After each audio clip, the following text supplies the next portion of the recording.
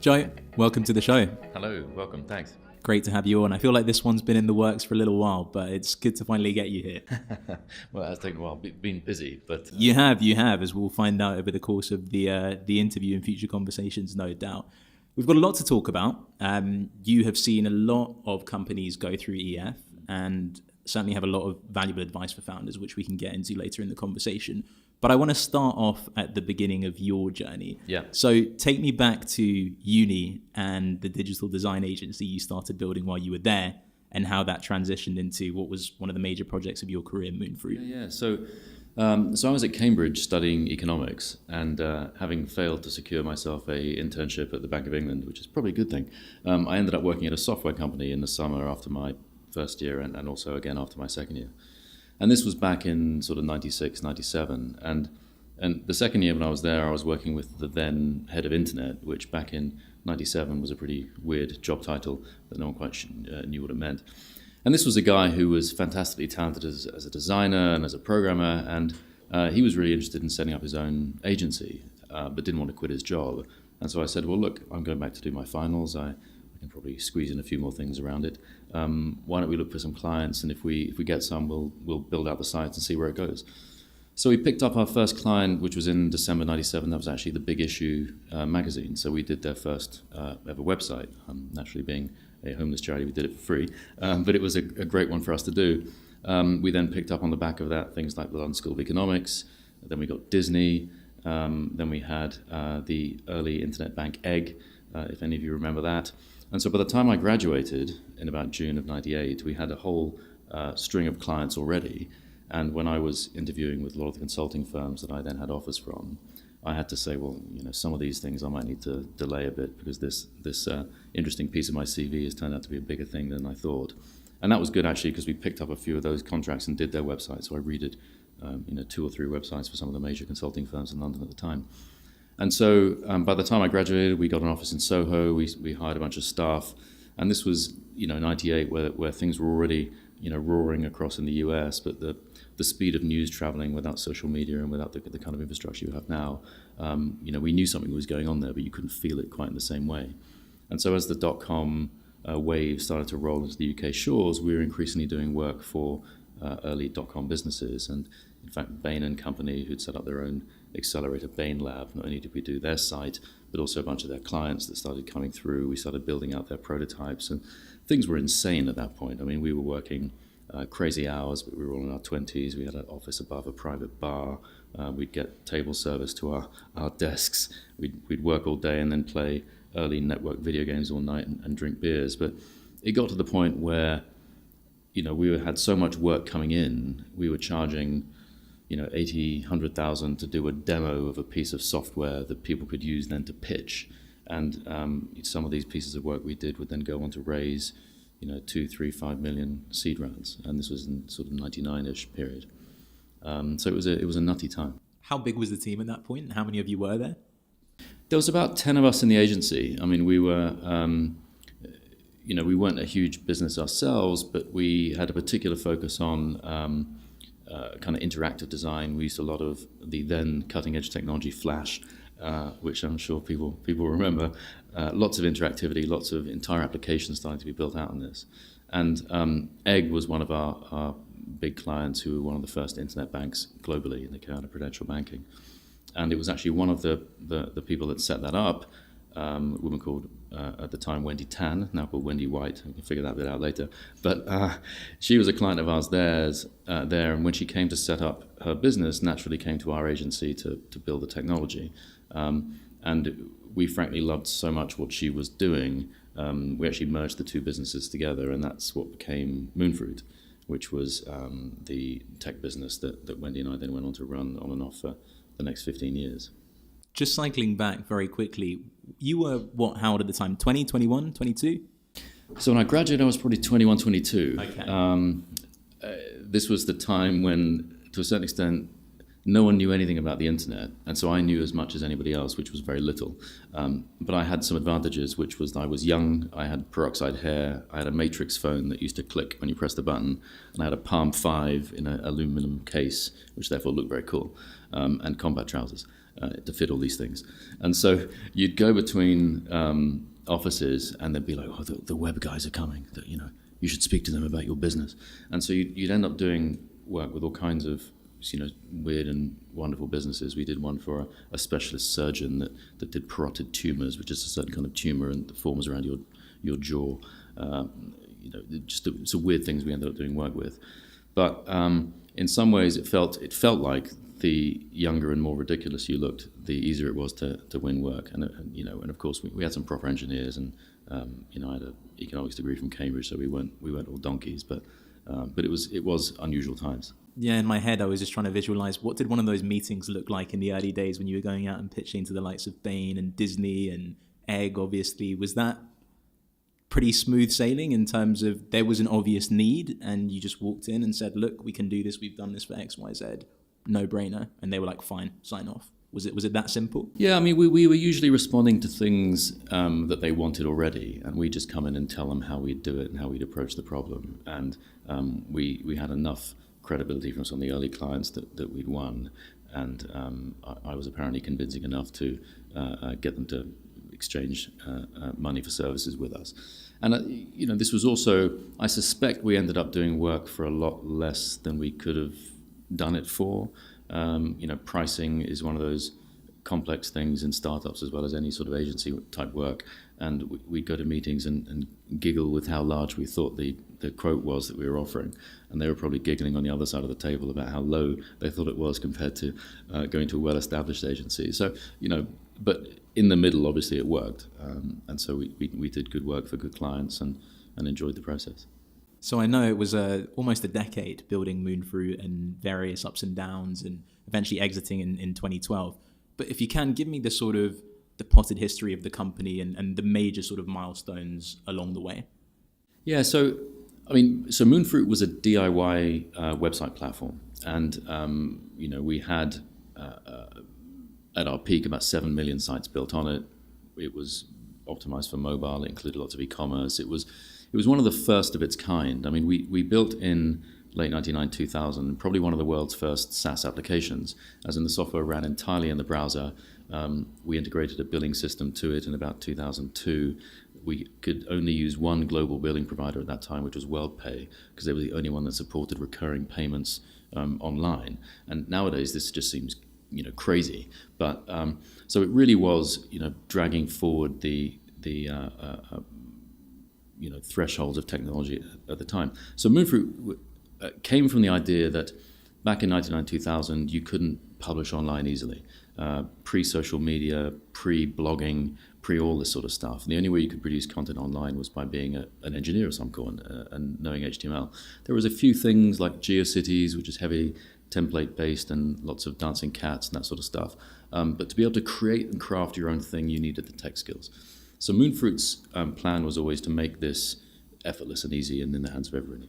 And when we launched it, it was effectively a B2C business. The idea was that anyone could be a web publisher and get involved.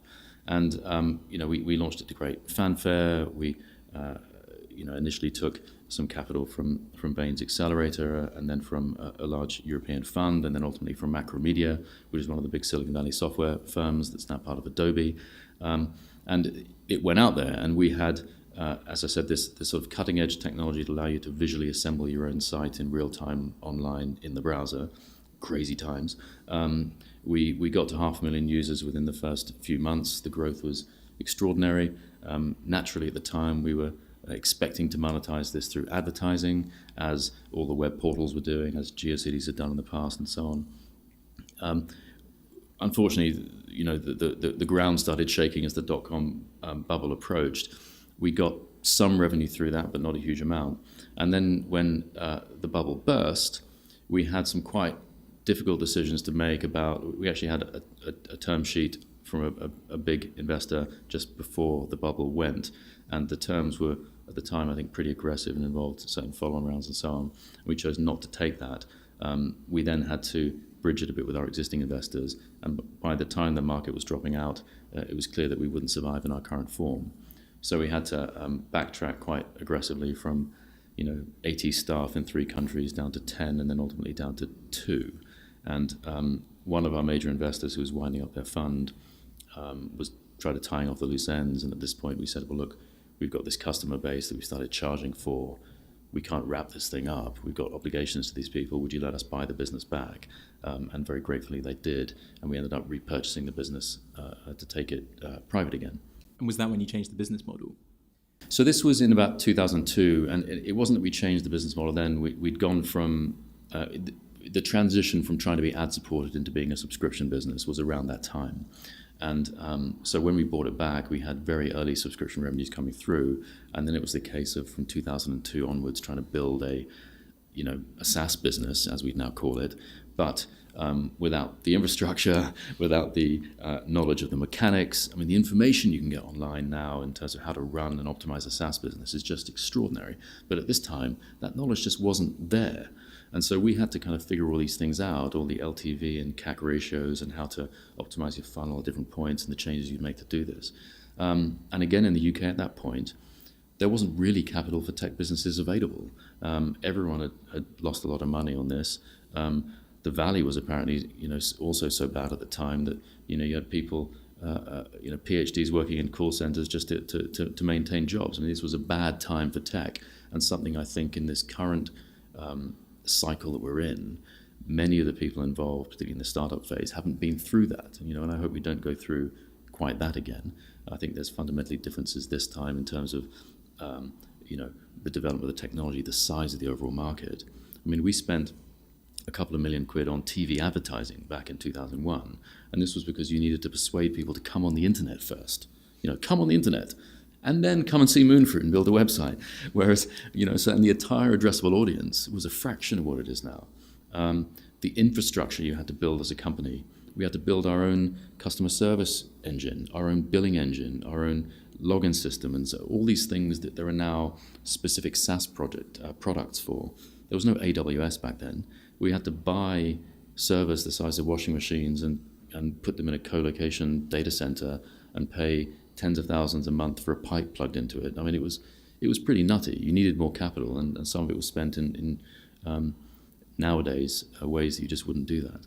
And so, fast forwarding a little bit to the early sort of part of the decade of the 2010s, I assume things are going relatively well, and people are starting to sniff about and thinking about buying the company. Talk to me a little bit about how the interest came in and why you made the decision to sell in 2012 to Hibu, I believe it was. Yeah, that's right. So we, as we started to grind it back out, I mean, I had a brief period where I left and went to McKinsey, and this was for me having come straight out of university into the dot-com bubble to demonstrate that actually I could get a real job and see what that was like. Turns out that wasn't great. I mean, it was great. I enjoyed working there, but having a real job is not a great thing.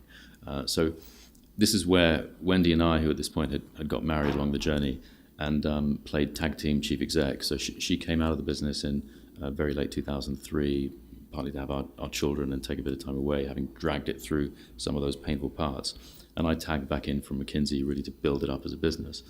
And we further understood the way SaaS mechanics work. We were starting to scale the business. We're building the customer base year on year. We got to a million odd of turnover probably by about 2006-07, and that's the first million's the hardest, and it started to really accelerate from there. Wendy then came back into the business probably in about 2009, and really started to challenge the way that we were doing some of our marketing activities and really drive that. Social media was coming in. We found a new way of distributing and getting awareness through that, getting involved in some of those early phases. We began the process of mobile optimization, which is now, of course, a big thing. Again, the process of moving away from Flash, which was also being killed off by Steve Jobs' decisions not to support it on the iPad and the iPhone. That was fine. It was a good thing eventually anyway. And so the fact that websites were now becoming an integral part of all businesses, and we were one of the most developed platforms to support that, both in terms of normal commerce and e-commerce. We were being distributed by domain companies, by banks, and by all these sort of things. And as we started traveling to the US in about 2010-11 onwards, many of the big companies that we're talking to over there, who we'd been talking about distribution deals and licensing deals, a few of them within the space of a few weeks started to say, great, we buy it, why don't we buy you? Would you be open to that kind of conversation? And so from our perspective, this is a decade into the journey with an almighty bust in the middle of it. And toward the mid-2011, we knew that the Facebook IPO was on the horizon in early 2012. At the time, the 100 billion valuation seemed pretty punchy to be going out with. And there was this sense of we're definitely in the Web 2.0, the social revolution is already happening. If Facebook faltered, if it brought back a second popping of the great bubble, there's been bubble conversations now going on for about 5, 6, 7, 8 years, we didn't want to be around when that happened again. So for us, the timing and the growth were right. The business was growing 80% a year in revenue terms and accelerating. We had some people already saying they wanted to buy it. And we thought this is the time for us to make this happen. So we took on a boutique banker out of Silicon Valley. We ran a process there. We ended up with a number of different offers from acquirers, and we ultimately sold to Yell Group, the UK directories business, which also owned Yellow Book in the US and a bunch of properties internationally. And the reason we ultimately chose them was that they were a large former print business. They had probably about 2 billion of print revenues, but they had about 300-400 million of digital revenues. And the print revenues were declining rapidly, and the digital revenues were growing rapidly. And so they were in a fight for their lives for digital transformation. And the website platform that we had would become a key part of their infrastructure for building on that strategy. It was the centerpiece of all the small business relationships they had, and off that you could hang all of the search products they were selling, SEO products, other types of advertising. And so for us, that sounded like a far more exciting place to spend the 2 or 3 years that we'd no doubt be locked in post-acquisition, working directly with the C-suite to try and get that company to really succeed digitally.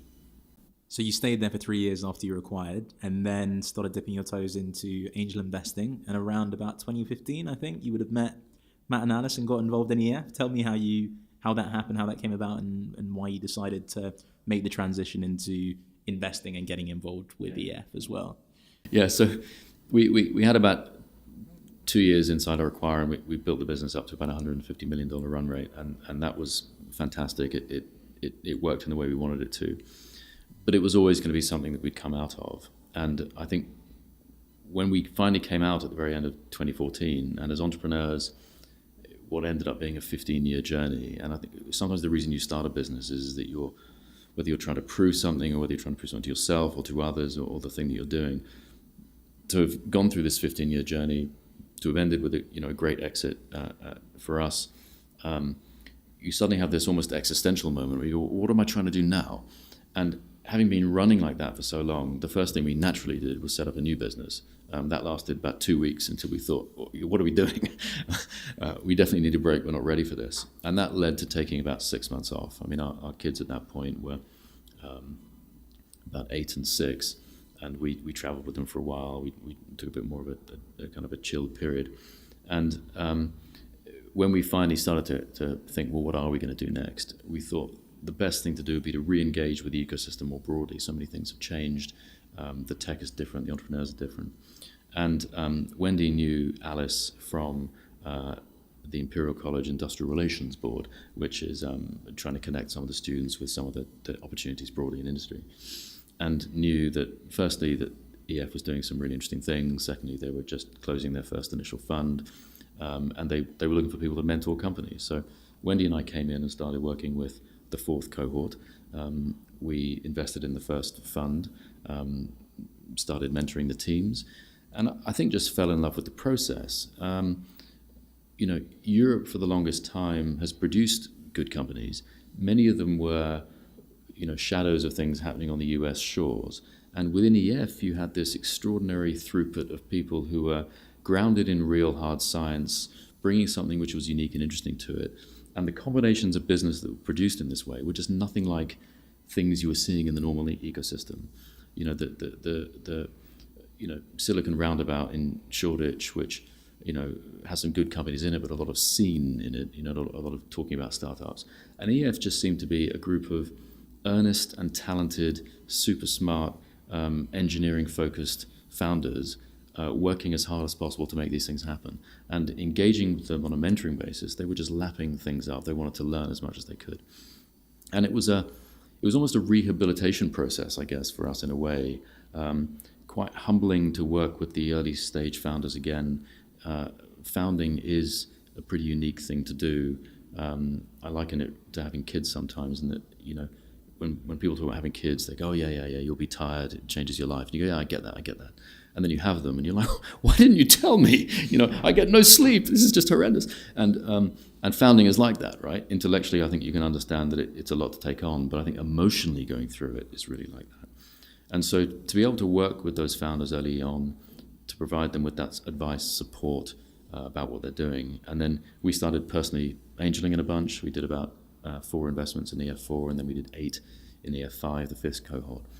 And it became clear 2 things. One is that with a bit more capital and more extended support, these companies could get further. But also we couldn't keep writing checks for all of them. So at that point, we said to Matt and Alison, why don't we join full-time, we'll raise a bigger fund, we'll extend the support that EF can provide. And that led to the 40 million Entrepreneur First Next Stage Fund, which did the follow-on investments for the companies that we were now creating in this process. And we closed that in about September 2016, which is one of the fastest fund closes that had been done for a seed fund in the UK, and that was a great thing to have done. So 4 years later, you've seen a lot of companies come through EF, some good ones, some bad ones, some exceptional ones that have even exited.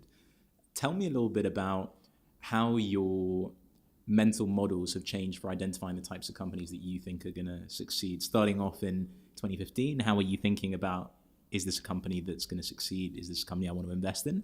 And how do you look at it now? What are the things that you run through your mind when you're thinking about, do I want to invest in this company? Yeah.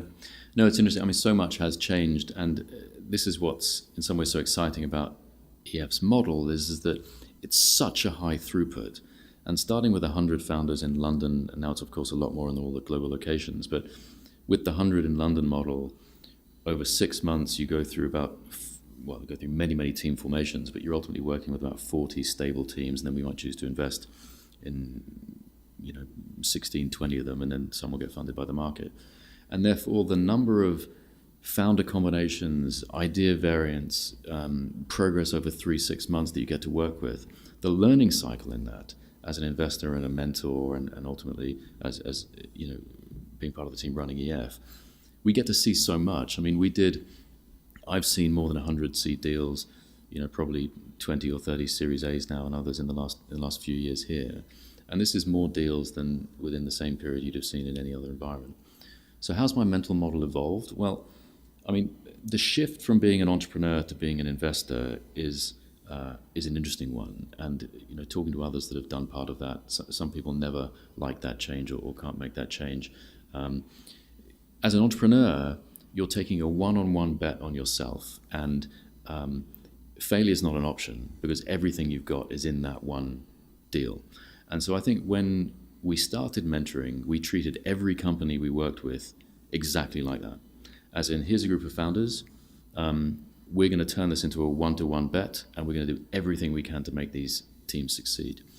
And what we started to realize over time was that if the founders don't have that equivalent level of commitment that we were trying to apply as mentors, then it just doesn't work. And you can get into these weird situations where you're trying to drag them through the founding process or creation process or ability to build their business, and they start to follow your lead as opposed to leading themselves.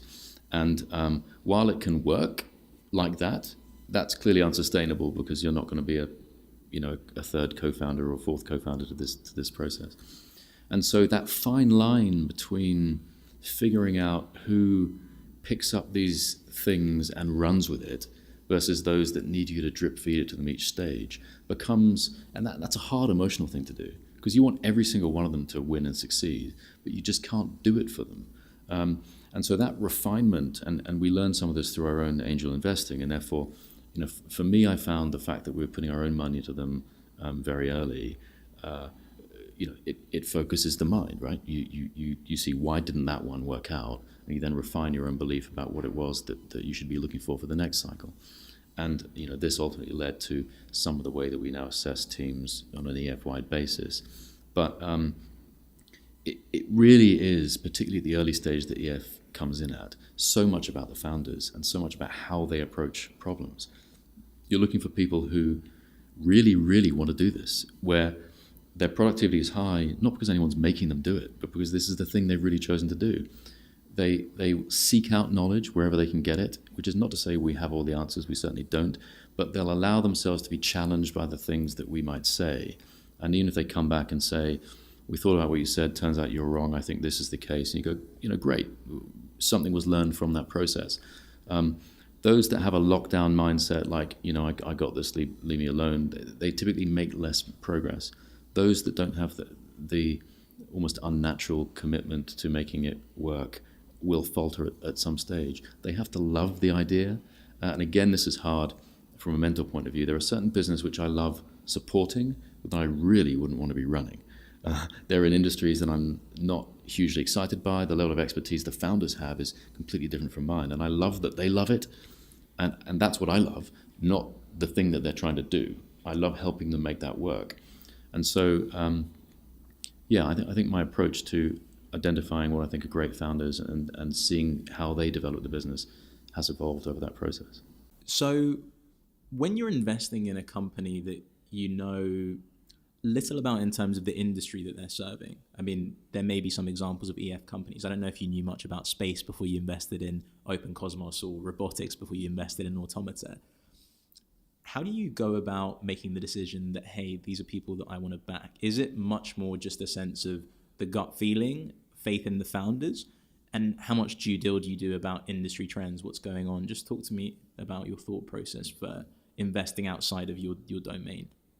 Yeah, so I think EF is quite different to most venture investors in that respect, in that if you're a traditional seed or Series A investor, you're making a small number of highly focused bets in particular companies. And if you're putting in $1 million in a seed or you're putting in $5 million in A, you want to have not only conviction about the team and the founders, but you want to have a real understanding of the industry and a real understanding of how this fits into the overall landscape. Now, that would be great if we could also replicate that level of awareness and understanding. But I think the challenge that EF has, we invest at the super early, we invest often at the bleeding edge of different technologies.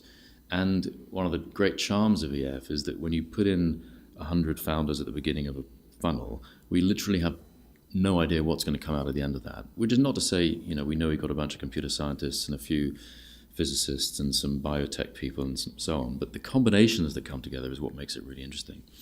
Now, we couldn't possibly deal with the DD to cover all the N industry types that might come out of that.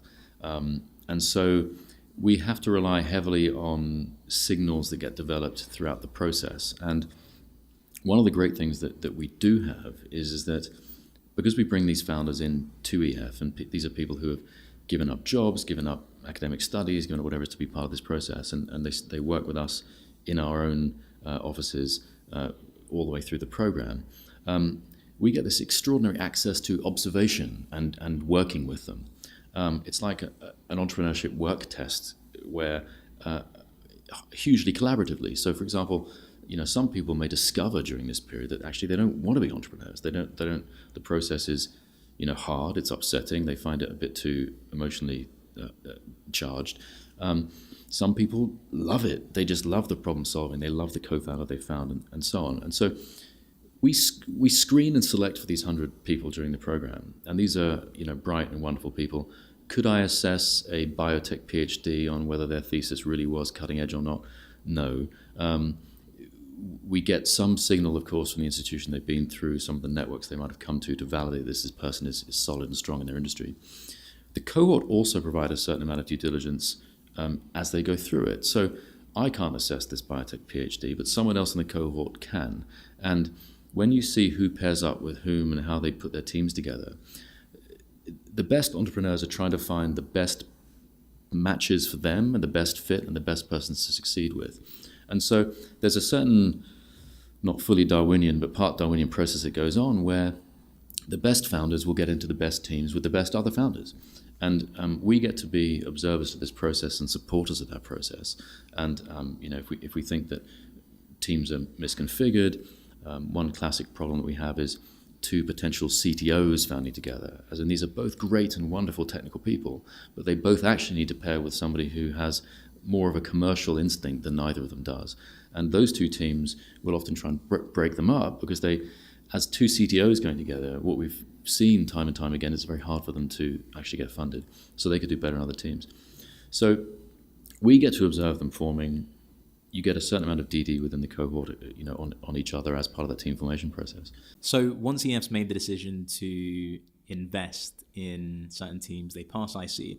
They've got to go out into the big bad world and continue to find customers, grow the company. They've also got to seek investment from VCs because the nature of the EF model is you're not just building a lifestyle business, you're building a VC-backed startup.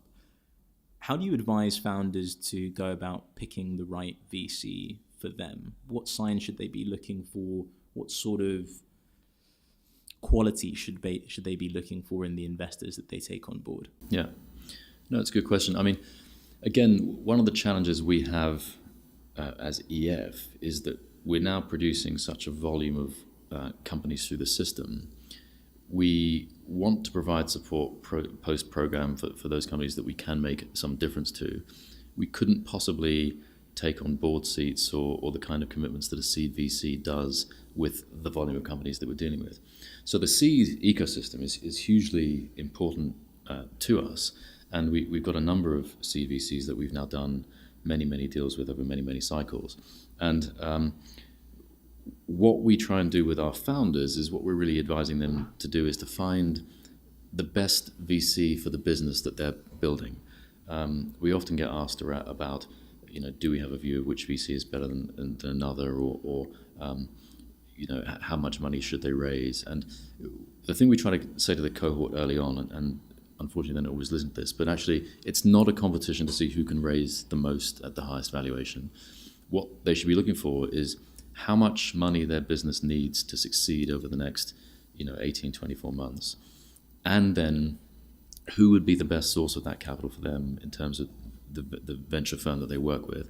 And that might be because a particular partner has an expertise in the area that they're in. It might be that they've worked with companies in adjacent but non-competitive spaces that could be useful for them to gain some knowledge from or for part of the portfolio. Conversely, you may have a VC that's done an investment with a competitor of yours, and so you may not want to do that one. And so as our companies go out to market, they'll meet a bunch of these VCs.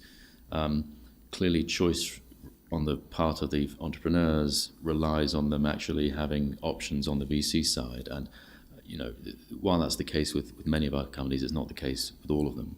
Those that are lucky enough to have choices from VCs, again, we'll counsel them to go through their own thinking process to see which would be the best for them in terms of what they're trying to do. And we, very specifically, this is never about price. As in, it would not be our advice to take the one with the most valuable term sheet, because you're not playing for value at seed, you're playing for the long-term success of your business. And so, that's a conversation that sometimes I'll have, actually more often now that the broader EF team and the VPs, the venture partners who are working with the companies will have. And we hope to get them to the right place for them. Of course, they need an offer first before they can start working it out. Or they need multiple offers if they really want to get that kind of selection. But it's got to be their choice. I mean, what we want for our companies is that they have a strong lead VC, someone that will take a board seat or at least have a regular governance structure for our entrepreneurs. Some of them think that not having a governance structure is good for them, as in they can just do the stuff that feels right. And having someone that you need to regularly report to and discuss your decision-making process with is just a great exercise to focus your mind and your thinking. It keeps you honest with yourself about why you're doing the things you need to do, and is actually ultimately helpful for you. So optimizing for a VC that has the least governance is, again, probably not a great strategy either. You want the ones that want a healthy level of engagement with you. They're going to be there when you have problems. They'll provide that ongoing support, and then also help you with your follow-on funding, which of course we'll try and support you with as well. But the seed VC that takes that lead will be your main person. And for the entrepreneur, in terms of framing the relationship in their mind, obviously there are sort of many different mental models that you could apply to it, but how do you think about the way an entrepreneur should think about their relationship with their VC? You know, there's part advisor, there's part friendship, there's part sort of like cold hard, cold-blooded business deal. How do you encourage your founders to think about that? Yeah, it's a good one. I mean, the VC are a hugely important part of the journey. They're an enabler to the entrepreneurs, and the capital is an enabler to the entrepreneurs. And you can sometimes get a situation where the entrepreneurs feel like the VC's their boss, or they feel like almost like the teacher-student relationship, and there's a slight awkwardness or apprehension in that. As much as possible, you want the entrepreneurs to still own their business. This is their journey for which they're trying to optimize the best people to help them on that journey. Now, hopefully we're part of that. We've been there during the creation of these things. We'll continue to do what we can for them. The VC, the seed VC, is the next major person they're bringing in. And then beyond just that, most of our rounds end up coming together where you've got a seed VC leading it, you've got EF continuing to participate, and then you have a few high-value angels that also join in that round. And so if you're the entrepreneur, you're really optimizing for that team to support you to get you through the next stage. It's still your business. You're going to drive it. Your VC is not going to save your business or tell you what to do or solve the hardest problems for you. They will work with you on those problems. You want ones that will challenge and support you. When you pick angels, you want people who have perhaps done things in the industry that you're working with, or been on a founder journey that you respect. Again, you want to assemble a cast of people that will, help you be your best self in terms of driving that business forward. If you have a VC that, you feel more under control of, or you're worried about the relationship with, I mean, as much as possible, you want to have an easygoing but challenged relationship, which causes you to raise your game, but not one where you live in some kind of terrified fear of board meetings and reporting and so on. Again, seed stage can be quite loose, as in if there's too much reporting and formality. Frankly, many of these businesses need to spend all of their time on product and on customer and really getting to the rights to be sustainable, and you can build in many of the formalities later. But having that regular touch point is super helpful. For sure, and definitely a matter of balance, as you said, not swinging too far to one side or too far to the other. To finish up with and continue on that theme of balance, you touched on your relationship with your wife, Wendy, who was also your co-founder, the ups and downs of building Moonfruit. Just give me a sort of a picture and a sort of a summary of your sentiment around the ups and downs of the entrepreneurial journey, and advice to founders who are on that journey or thinking about starting that journey in terms of how to really prepare themselves for it. Because as you said, emotionally, it's clearly not a walk in the park. Yeah, I think that's the thing it's a hugely challenging journey, both intellectually, and I think the bit that probably is less discussed or people seek less active support for is the emotional part of that journey. And it's a long journey, right? I mean, most entrepreneur journeys end up being a decade. I think people probably come into it thinking it'll be shorter than that, and then you realize what it's like and what that looks like. And the truth is, if you start one of these businesses in your mid, late 20s, early 30s, if you think about the next 10 years from that point, you have a number of pretty significant life events that happen, whether you get married, whether you have kids, whether you have a parent who becomes old, or, all of these sort of things. And it's that old adage of life is what happens while you're making plans. And, you're trying to drag this, unholy, against all odds business into existence using everything you've ever learned. And then a bunch of inconvenient personal stuff happens to you, right?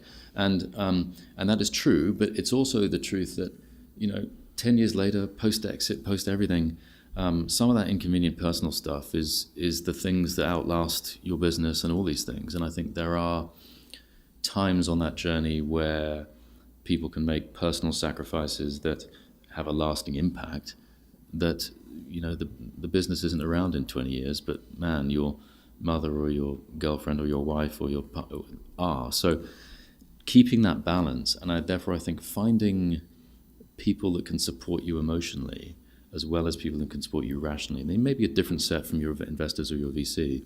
And certainly Wendy and I played the double or quits game of doing it as husband and wife as well, which is, in one way was doubly rewarding in that the highs were twice as high, and another way doubly terrifying, the lows were twice as low. And we certainly had some, hugely difficult points in that journey. I think particularly with the tag team CEO phase when she came out for some years. And actually the hardest part was her coming back in, because having been out of the business for a while, where I'd been running it for 5 years without her, and then we finally tagged back, I think after she'd be back in for 2 years, so 7 years as chief exec. And that was because, you know what? She was the best chief exec to take it through that next phase. I was the best chief exec to build it through the robustness of the establishing of the platform and the building out of the mechanics and understanding all the SaaS pieces. But when we needed to double down on growth, she would just drive that in a way that the platform was ready to be driven. But that didn't mean that was an easy emotional conversation. And we actually got external support from that, and we had a coach working with us as a business that also supported us a bit personally. So I think people do need that personal support. There's more discussion of that now, I think, in the community more broadly. Entrepreneurship is a business where, from being seed funded, you still have a 70% failure rate. So therefore, the majority of entrepreneurs in this journey will fail in financial terms. There needs to be support for that. I mean, when our business effectively failed in 2002, when we bought it back from the investors, having spent a large amount of VC capital at that point, and the UK press was a relatively unfriendly environment back then, of all the paper.com millionaires being brought down to earth. I mean, there was a lot of guilt and shame and difficulty to get through over the next few years, and there wasn't really an environment to support that. And so one of the things that I personally do, particularly with some of my teams who either haven't got funded through EF's IC process, or ones that have and then don't get funded by the market, or even those that get funded by seed and don't make it through, is I'll have a session with those entrepreneurs at the end of this, which is really about helping them process that failure. And we're literally in the venture business. The venture business's business model is predicated on the fact that many of these companies are going to fail. As an investor, we don't treat that lightly, but we can't be surprised when that happens. And for the entrepreneurs who have been driving those businesses forward, they're putting themselves at risk far more than we're putting ourselves at risk. And therefore, supporting them to come to terms with that, it's in our business model, some of them will fail. It's not in their business model that they will fail. And therefore, saying to them, look, that it's okay. A lot of them throw themselves out as hard as they can. It just doesn't work out. They've done right by us. They've done everything they can. They need to recharge, lick their wounds, come back and think about it. They'll have learned things from this, but they shouldn't walk away with, guilt and shame and all of these things which can make it even harder to recover from that sort of process. We'll recover. We're lucky enough to have many irons in the fire. You take that one-on-one bet as an individual, and that's hard to process. For sure. Well, I definitely think that's some sage advice and something to think about for people who are thinking about jumping in and people who are already on the path. So, Joe, thanks so much for coming on the show. It was a pleasure chatting as always. Thanks.